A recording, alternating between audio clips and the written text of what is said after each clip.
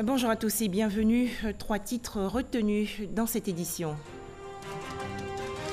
Comment développer l'athlétisme ivoirien? Question au centre des échanges hier entre le vice-président de la République de Côte d'Ivoire, Daniel Kablan-Duncan, et le président de l'Association internationale des fédérations d'athlétisme, Sébastien Newbold. Des entretiens avant l'ouverture aujourd'hui à Abidjan des 3e championnats d'Afrique d'athlétisme des moins de 18 ans et moins de 20 ans. Le développement économique de la Côte d'Ivoire au menu des entretiens entre le Premier ministre ivoirien Amadou Gon Coulibaly et la directrice générale du Fonds monétaire international Christine Lagarde. Ces 2 personnalités participent aux assemblées annuelles du groupe de la Banque mondiale et du Fonds monétaire international à Washington aux États-Unis. Et en fin de journal, nous allons nous intéresser à un corps de métier, l'anesthésiste. Quelles études pour devenir anesthésiste? Comment se pratique l'anesthésie? On en parle dans quelques instants. La France s'organise pour la reconstruction de la cathédrale Notre-Dame de Paris. Une partie de cet édifice religieux chrétien a été ravagée par les flammes hier lundi. Le président Emmanuel Macron annonce le lancement aujourd'hui d'une souscription nationale pour la réhabilitation de Notre-Dame de Paris. La Côte d'Ivoire, pays ami de la France, est bien sûr affligée et exprime aujourd'hui sa compassion. Monsieur le Président Emmanuel Macron, c'est avec tristesse et consternation que j'ai appris la tragique nouvelle de l'incendie de la cathédrale Notre-Dame de Paris, symbole de la foi chrétienne, classée au patrimoine mondial de l'UNESCO, survenu le lundi 15 avril 2019 et qui a occasionné d'importants dégâts matériels ainsi que la destruction de nombreux objets religieux de portée historique. En cette circonstance particulièrement tragique, le peuple et le gouvernement ivoirien se joignent à moi pour exprimer à votre Excellence, au peuple français ému et à l'ensemble des chrétiens notre compassion et notre soutien dans cette douloureuse épreuve. Tout en vous renouvelant le témoignage de ma solidarité, je demeure convaincu que la France, avec l'aide de toutes les personnes de bonne volonté, pourra rebâtir ce monument emblématique de la ville de Paris, un symbole mondial de la chrétienté. Je vous prie d'agréer, Monsieur le Président, l'assurance de ma haute considération. Signé Alassane Ouattara, président de la République de Côte d'Ivoire. Les chrétiens catholiques du monde entier ont commencé la Semaine Sainte le dimanche dernier, le dimanche des Rameaux donc. La Semaine Sainte est la semaine précédant la Pâque. Alors comment se préparer et vivre cet événement? Grace Kando. Paroisse à Saint-Jean de Cocody, une fidèle en prière à la grotte devant la Vierge Marie. C'est le temps de carême, moment d'intense prière, temps de conversion personnelle et de pénitence pour le chrétien de se rapprocher de Dieu. Depuis le 6 mars, début du carême chrétien marqué par l'imposition des cendres, des chrétiens catholiques vivent leur foi et le manifestent par divers actes au quotidien. Avant de commencer ce carême, je suis entrée en moi-même.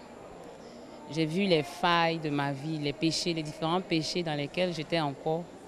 Et j'ai demandé vraiment à Dieu de toucher ces différents domaines-là, de les enlever pour faire de moi une personne meilleure. J'ai renforcé mon temps de prière, c'est-à-dire je prie un peu plus qu'avant. C'est comme ça que j'ai décidé de vivre mon temps de carême. En dehors de la prière, j'essaie de me comporter correctement, de pardonner, de partager. Ma mère et moi, ça fait 2 ans qu'on ne se parle pas. Pour les problèmes de famille et en ce temps de carême, j'ai profité pour faire la paix avec elle. Parce que quand je priais, je n'étais pas en paix. Dans cette famille à Petit Cocody, les prières sont communes spécialement pour cette période de carême. Les Badji s'unissent pour confier leurs intentions de prière à Dieu. On n'a pas l'habitude de prier ensemble parce que chacun a ses activités. Mais dans le temps de carême, on fait un effort pour se retrouver au moins une fois dans la semaine ou 2 pour prier ensemble. On prie généralement pour la paix, pour notre famille, pour nos frères et sœurs et pour le pays. Après, on prie aussi pour nos intentions personnelles. Le carême est aussi le temps de solidarité et de partage. Ici, à la paroisse Saint-Joseph-Époux d'Abobo, Les prières meublent la journée autant que des actions sociales. Chaque CB a été sensibilisé donc aux valeurs du partage de la solidarité et du vivre ensemble, de la communion de la spiritualité, soit pour visiter les malades dans les hôpitaux et dans les maisons, soit pour venir en aide aux pauvres et aux malades. Et cela part de la prise en charge des médicaments jusqu'à leur vie sociale de chaque jour. Nous avons, n'est-ce pas, sensibilisé la population chrétienne d'Abobo à aller vers l'autre. Le social va se prolonger jusqu'à la célébration de la Pâque, mais avant, durant cette semaine sainte qui conduit à la fin du carême, les chrétiens se préparent à vivre le Triduum pascal. La semaine sainte célèbre le cœur du mystère chrétien, à savoir la mort et la résurrection du Christ. C'est le concentré du christianisme. Pour le chrétien, c'est un temps très fort. Il doit pouvoir se confesser, se remettre en cause et remettre sa vie à Dieu. 2, il doit pouvoir suivre toutes les rites, toutes les cérémonies qui y sont célébrées pour revivre, redécouvrir sa foi. Et 3, il doit pouvoir communier avec ses frères et sœurs. Par rapport à la semaine sainte, je vais chercher vraiment à me rapprocher plus encore de Dieu. Plusieurs temps forts vont marquer la semaine sainte, notamment l'institution de l'Eucharistie, le lavement des pieds et le chemin de croix du vendredi saint. Autre actualité, ouverture aujourd'hui à Abidjan des 3e championnats d'Afrique d'athlétisme des moins de 18 ans et moins de 20 ans. Mais avant cette compétition, des échanges ont eu lieu hier, lundi, entre le vice-président de la République, Daniel Kablan-Duncan, et le président de l'Association internationale des fédérations d'athlétisme, Sébastien Newbold. Les deux hommes ont parlé du développement de l'athlétisme ivoirien. Mahama Traoré. 2 événements sportifs motivent la venue à Abidjan du président de l'Association internationale des fédérations d'athlétisme. Il s'agit d'une part du congrès électif du conseil d'administration de la Confédération africaine d'athlétisme, d'autre part de l'organisation de 2 championnats concernant les jeunes de moins de 18 ans et de 20 ans.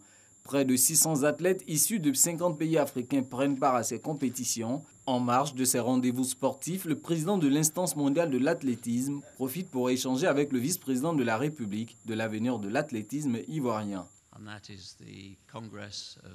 Nous avons identifié un projet, l'héritage des Jeux de la francophonie, que nous devons transformer en infrastructure qui produira des grands champions pour la Côte d'Ivoire et pour l'Afrique, en athlétisme en tout cas.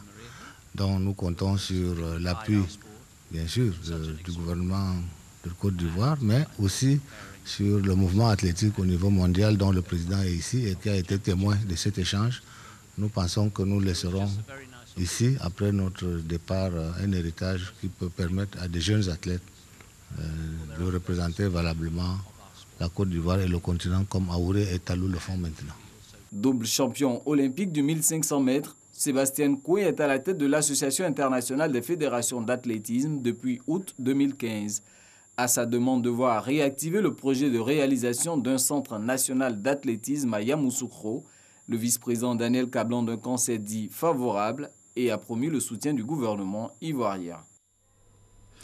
Des échanges également à Washington, aux États-Unis, entre le Premier ministre ivoirien Amadou Gon Coulibaly et la directrice générale du Fonds monétaire international, Christine Lagarde. Des entretiens dans le cadre des assemblées annuelles du groupe de la Banque mondiale et du Fonds monétaire international. Ces 2 personnalités ont parlé du développement économique de la Côte d'Ivoire. Adama Koné. Le Premier ministre achève ses rendez-vous au sommet aux assemblées de printemps du groupe de la Banque mondiale et du Fonds monétaire international FMI. Après le nouveau président du groupe de la Banque mondiale la veille, Amadou Gon Coulibaly était dans les bâtiments du Fonds monétaire international. Avec la directrice générale du FMI, Christine Lagarde, c'était d'abord le tête-à-tête, ensuite la réunion élargie aux membres des 2 délégations. Le tout dans un esprit détendu. Les bonnes performances enregistrées lors de la 5e revue du plan triennal effectuée à Abidjan ayant précédé cette audience. Au terme de son séjour, le Premier ministre, au regard des différentes rencontres, livre les nouvelles de sa mission. Pour la Côte d'Ivoire, je dois dire que c'est de bonnes nouvelles. Avoir été donc reçu hier par le nouveau président de la Banque mondiale, juste donc après son élection, un des premiers pays donc africains à avoir été reçu. Être reçu aujourd'hui par la directrice générale du Fonds monétaire international et toutes ces deux institutions qui constatent que la Côte d'Ivoire au plan économique se porte bien, que les perspectives économiques futures de la Côte d'Ivoire donc sont bonnes, que la croissance en Côte d'Ivoire sera de plus en plus inclusive, que nous allons réduire donc le taux de pauvreté. Je dois dire que c'est satisfaisant. Tout ça, c'est de très bonnes nouvelles et surtout leur détermination à nous accompagner pour continuer à améliorer le quotidien de nos compatriotes. Faut-il le souligner, le Premier ministre et sa délégation se sont rendus aussi au Millennium Challenge Corporation, MCC, et à l'Agence multilatérale de garantie des investissements, MIGA. Plusieurs audiences ont également été accordées à diverses personnalités du milieu des affaires et de la culture. Retour en Côte d'Ivoire, un visiteur de marque pour l'université Jean Laurignon Guédé de Daloa, dans la région centre-ouest du pays. Le ministre de l'Enseignement supérieur et de la Recherche scientifique a échangé il y a quelques jours avec les universitaires et étudiants. Il s'agissait pour Albert Mabry-Touaqueus de comprendre les différents types de problèmes rencontrés dans cet établissement public. On en parle avec Soro Corona de RTI Bouaké. Échange entre les autorités universitaires, les enseignants, les étudiants, visite des infrastructures en cours de réalisation et des locaux existants. Activité au menu de la visite de travail du ministre de l'Enseignement supérieur et de la Recherche scientifique à l'université Jean Laurignon Guédé. Les échanges ont porté sur certaines infrastructures, le restaurant, la cité universitaire, les amphithéâtres, les salles de travaux dirigées, les terrains de sport et le transport des étudiants.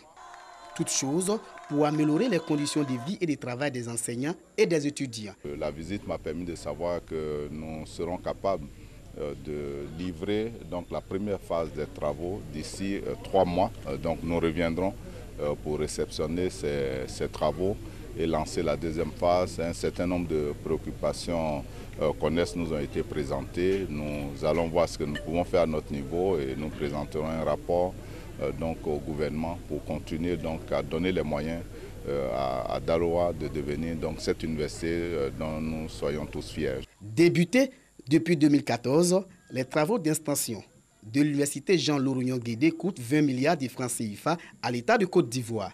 Le ministre Mabry-Touaqueus a rassuré la communauté universitaire que tous les efforts seront consentis pour doter cette université d'infrastructures modernes. Nous attendons toujours les bâtiments de TP et de TD, le nouveau quart de l'université Jean Laurignon Guédé à Daloa et la réhabilitation de certaines cités en attendant donc la construction de ces cités.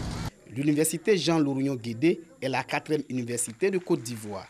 Ce temple du savoir a ouvert ses portes en 2012 et compte à ce jour 8000 étudiants encadrés par 391 enseignants. Meknes, dans la région nord du Maroc, accueille la 14e édition du Salon international de l'agriculture. La Côte d'Ivoire est représentée par son ministre des Ressources animales et halieutique, Kobena Kwasi Adjoumani, a échangé récemment avec Catherine Gesselin-Lanéel, candidate de la France au poste de directeur général de l'Organisation des Nations Unies pour l'alimentation et l'agriculture. Catherine Gesselin-Lanéel espère pouvoir compter sur le soutien de la Côte d'Ivoire. Les détails avec Kader Sogodogo. Catherine Gesselin-Lanéel est candidate au poste de directeur général de l'Organisation des Nations Unies pour l'alimentation et l'agriculture, FAO.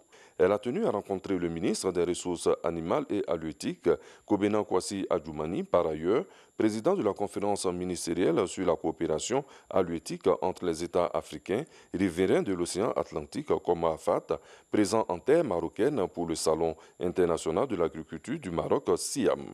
Cette ingénieure agronome est la première femme candidate à ce poste depuis la création de la FAO il y a de cela 70 ans. Elle bénéficie du soutien de la France et de l'Union européenne. La candidate a des ambitions pour la Côte d'Ivoire. Je veux que la FAO non pas impose des solutions, mais qu'elle soit aux côtés de la Côte d'Ivoire, qu'elle apporte des solutions techniques, des recommandations, mais aussi des solutions financières. Je veux qu'elle puisse accompagner financièrement les projets de la Côte d'Ivoire, soit directement au travers du programme de coopération technique de la FAO, dont je veux diversifier les sources de financement pour qu'il ait plus d'impact, mais aussi je veux attirer plus d'investissements publics et privés dans ce pays-là pour développer l'emploi en milieu rural. Et ça sera avec le cas avec le Sahara. Je veux qu'à l'occasion du prochain Sahara, si je suis élue directrice générale de la FAO, je vienne en Côte d'Ivoire. Le ministre Adjoumani promet faire part de cette candidature au président de la République, Alassane Ouattara. Il n'y a pas longtemps, Son Excellence, Monsieur le Président de la République, a fait voter une loi qui parle de parité entre l'homme et la femme. Il s'est engagé à faire en sorte que la femme, au niveau de la Côte d'Ivoire, occupe une place importante dans la société. Au niveau également des représentations locales en matière d'élection, le président veille à cela. Donc je suis convaincu que lorsque je viendrai en Côte d'Ivoire avec cette candidature, qu'il va vraiment donner un avis favorable et montrer à la face du monde que le président Alassane Ouattara lutte pour la femme et surtout pour le bien-être de la femme. L'élection au poste de directeur général de la FAO est prévue pour le mois de juin 2019. La candidature camerounaise, qui était vue comme celle de l'Afrique, s'est retirée du lot des 6 candidats. Développement économique responsable et entrepreneuriat, c'est le thème retenu pour le lancement des activités du Club des investisseurs pour l'économie sociale et solidaire. Découvrant cette association avec Safiat Kouyaté et Jean-Louis Bango. Il regroupe plusieurs opérateurs économiques d'Afrique et de la diaspora. Son but, contribuer au développement durable et inclusif du continent africain à travers le financement de projets. Le Club d'investisseurs pour l'économie sociale et solidaire, CIPES-SOL, vise également la professionnalisation du secteur informel, surtout l'évolution du monde agricole. Nous avons accompagné 3 femmes qui sont dans le domaine de l'agriculture et nous avons choisi le premier produit de la Côte d'Ivoire qui est le cacao parce que nous sommes premiers producteurs de cacao. Ce club d'investisseurs partage l'idéal de concilier activité économique et équité sociale afin de fédérer de l'engouement autour de la problématique de l'entrepreneuriat des femmes et des jeunes. Ce lancement nous permettra effectivement d'être de très bons partenaires des différentes institutions afin que réellement nous réussissons à contribuer donc au développement durable, à l'autonomisation des jeunes et des femmes. Cette plateforme internationale a vu le jour en France et affiche son ambition à travers son implantation en Afrique de participer efficacement au mieux-être social et économique des populations sur le continent. Un tout autre sujet à présent, 100 mètres cubes de bois de Vène saisis en zone portuaire de Vridy, dans la commune de Port-Bouët. La valeur marchande de cette cargaison stockée dans des entrepôts est estimée à 100 millions de francs CFA. Coup de filet réussi par des éléments du ministère des Eaux et Forêts. Francis Boifou. Du bois de Vène stocké dans des conteneurs prêts à l'exportation en zone portuaire à Vridy, dans la commune de Port-Bouët. La marchandise ne sera pas vendue comme l'ont prévu les fossoyeurs de la forêt, puisqu'elle a été saisie par les agents de la brigade spéciale de surveillance et d'intervention avec l'appui de la direction de la production et de l'industrie du ministère des Eaux et Forêts. Le bois de Vène, il faut le rappeler, est interdit de transport, de coupe, d'exploitation, d'exportation et de commercialisation. Parce que cette essence est menacée. Et parce qu'elle est menacée, des mesures ont été prises. Depuis 2013, le président de la République a pris un décret interdisant toute activité sur le bois de Vène. Ce sont au total 100 mètres cubes de bois de Vène saisis, évalués à plus de 100 millions de francs CFA. Nous sommes encore en pleine enquête. Nous allons pouvoir mener toutes les procédures qui vont les conduire devant le procureur, donc devant la justice.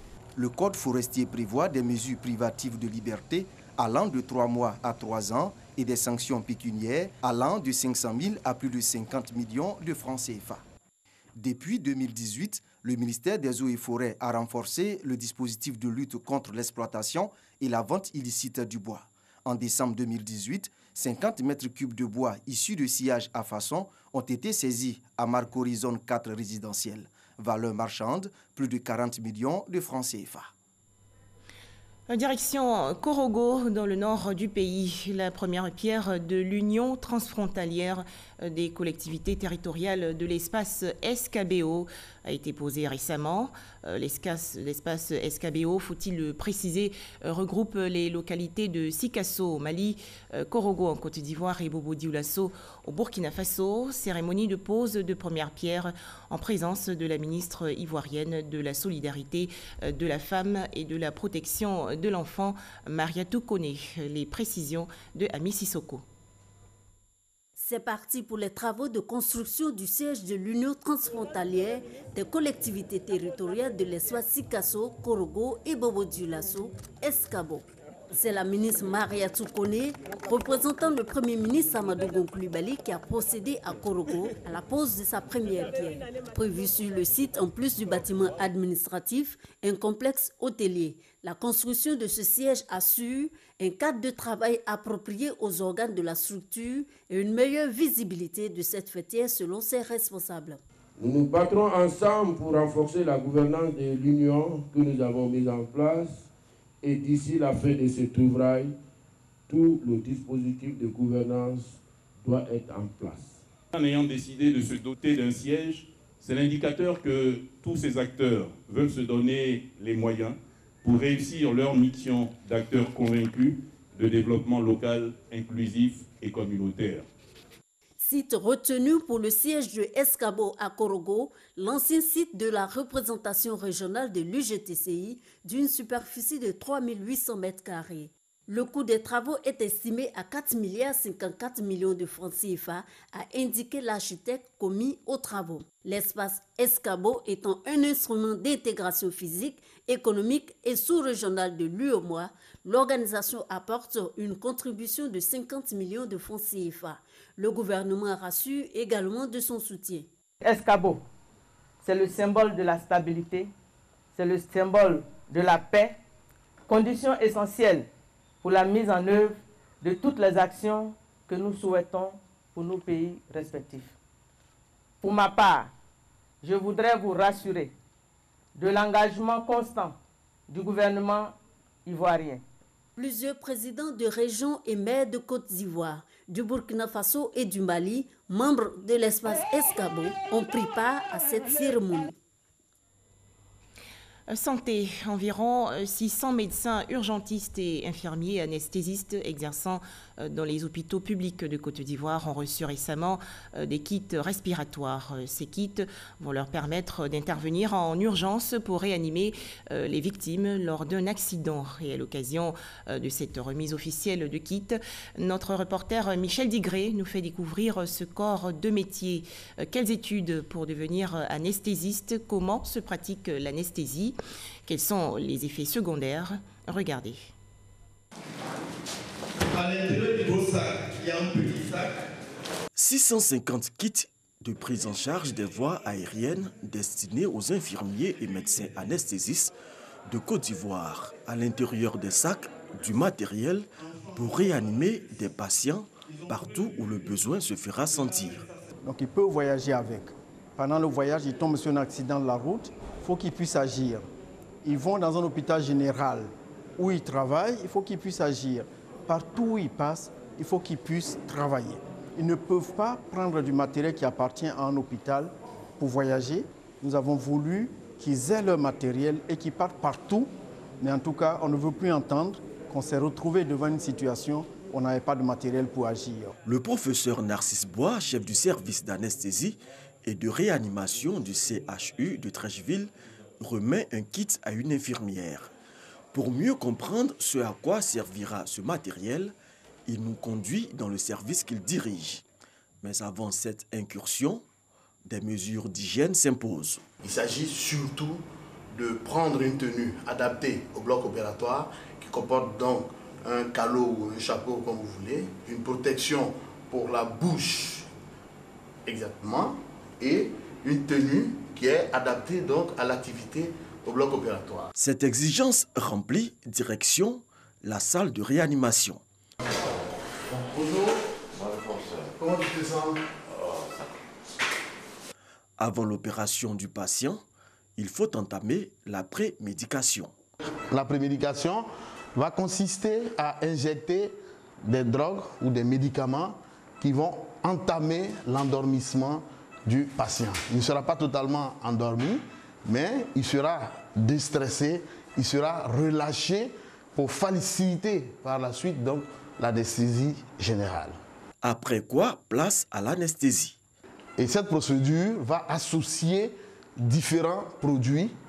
Un produit pour totalement supprimer la douleur, un autre pour l'endormir totalement, qu'on appelle le narcotique, et un troisième produit pour le relâcher totalement. Et ce relâchement va s'accompagner d'un arrêt de la respiration. Et en ce moment-là, le médecin qui est situé à la tête va prendre le contrôle de la respiration du patient, et cela jusqu'à la fin de l'intervention.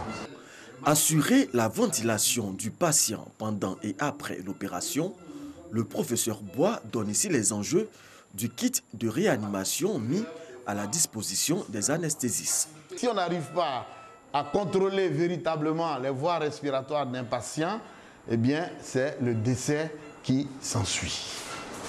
Donc, ce matériel est utile pour éviter à un certain niveau la survenue des complications liées à un mauvais contrôle des voies respiratoires. L'intervention peut alors commencer chaque jour.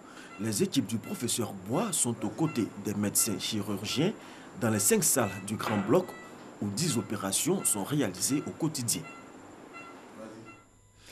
Autre actualité nationale, l'Organisation des journalistes professionnels de Côte d'Ivoire a procédé récemment au lancement de ses activités 2019. Cette cérémonie s'est déroulée dans la commune de Marcory. Les temps forts de cet événement avec Walter Amadou Ouattara.